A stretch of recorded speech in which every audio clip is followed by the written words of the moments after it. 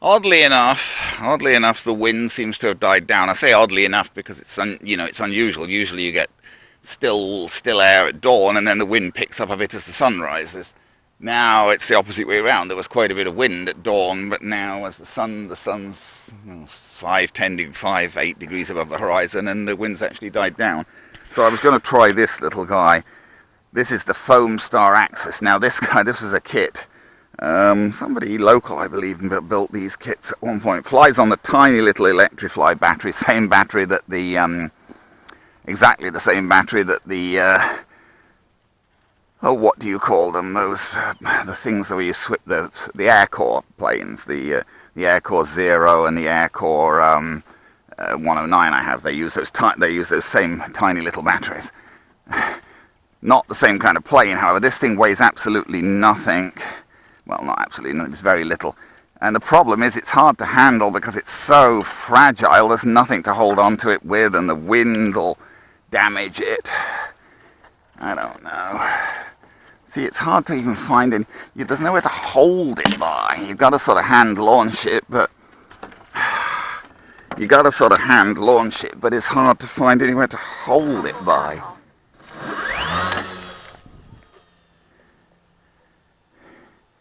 It's a funny little thing, meant for 3D flying in gyms, I guess you could say.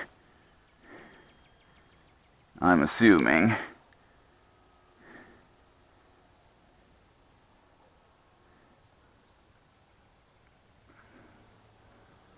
Not easy to control with even a breath of wind going on, because it's and it's not got much power.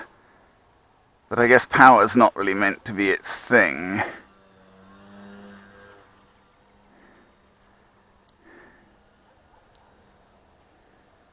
It's odd.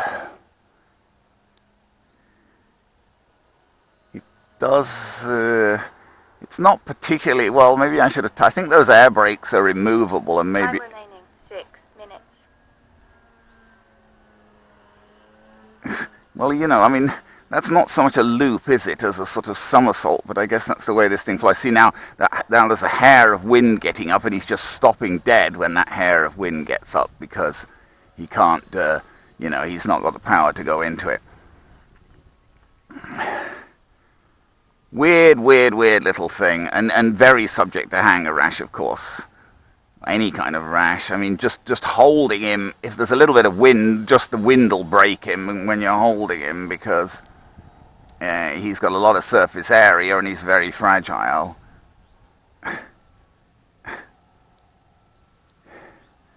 Another of these things, I don't remember. I have no idea what I paid for this, but I did not build it from the kit. Actually, I think the guy I bought it from had another kit. He had a kit, and I think maybe even somebody in our club bought the kit off him. It was at a swap meet. But I bought this built one, and I don't remember what I paid for it. Not much.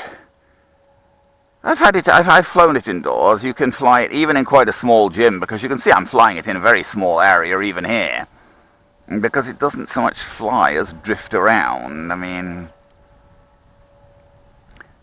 It's very, I guess it would be, I don't know if I have any real ambition to be a 3D pilot. I'm not only not a 3D pilot, it's not something I'm really aiming for, but this maybe might be a good thing to learn 3D maneuvers on, because it's so slow and delicate. You can do 3D maneuvers with it hardly moving. I mean, so you could, I'm sure you could do, obviously you could hover this, and I think I'm going to try and hover it, but you could hover it, and it does these weird kind of loops, somersaults and whatever.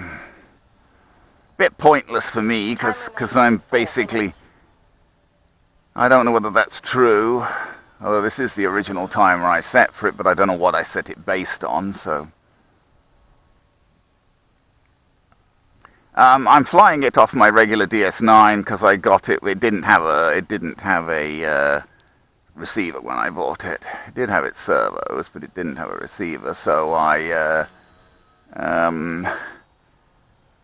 just put a little, I think it's actually got a 4-channel Spectrum receiver, an actual Spectrum receiver. No, they're perfectly good. I mean, the problem is the little 4-channel Spectrum receivers cost way more than the 6-channel Lemon receivers, and I don't think they're any better. So my standard receiver these days is, for most things, unless I need something fancier, is the standard 6-channel Lemon. I've tried other things. I've used, actually, I think the only plane I had the Lemon 7 Axis with stabilization, but that was in the Focke-Wulf, which I sold, and I have a... Let's try and land him, if you can call it landing him. Let's try and descend him to the ground somehow.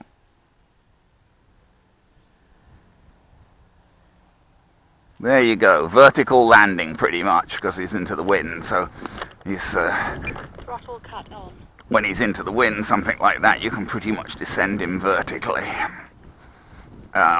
And it's only a breath of wind. That is not much wind. It's not hardly enough to even move the windsock, but it's enough that this guy, you can land this guy vertically into it. Now you've got to be careful even when you pick him up from the ground like this, because he's a mixture of sort of thin foam and thick foam, and the thin foam's about like so it's actually probably not as strong as paper. I don't know. It might be as strong as paper, but it's not much stronger than paper for sure. So you can tear it really easily. That's a piece of somebody's plane, I'm afraid. That is a piece of a wooden frame. Well, there you go. The Foamstar Axis.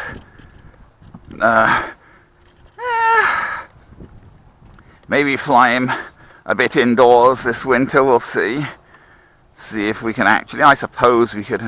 I hesitate to even let go of him on the table because the wind will blow him over or blow him off. I was trying to see what the motor is. Turnigy 2204 14T is what he's got in him. Not that tells me much. Well, it seems to run okay off that tiny little Fly Zone battery. Flew him for 4.5 minutes. Seemed longer than that, but that's what the timer said. 4.5 minutes off this little 250 milliamp hour 2-cell battery, and we're at 7.41, 3.7 ISO. 3.7, so that was, I wouldn't want to go lower than that, frankly. So you know, he outdoors like this, at least I probably shouldn't be flying him any longer than about 4.5 minutes, really, which is not surprising, really. It is a tiny battery, so I should reduce the timer on that probably. Although indoors you might get, I've got it set to 7 minutes, and you might get the 7 minutes indoors.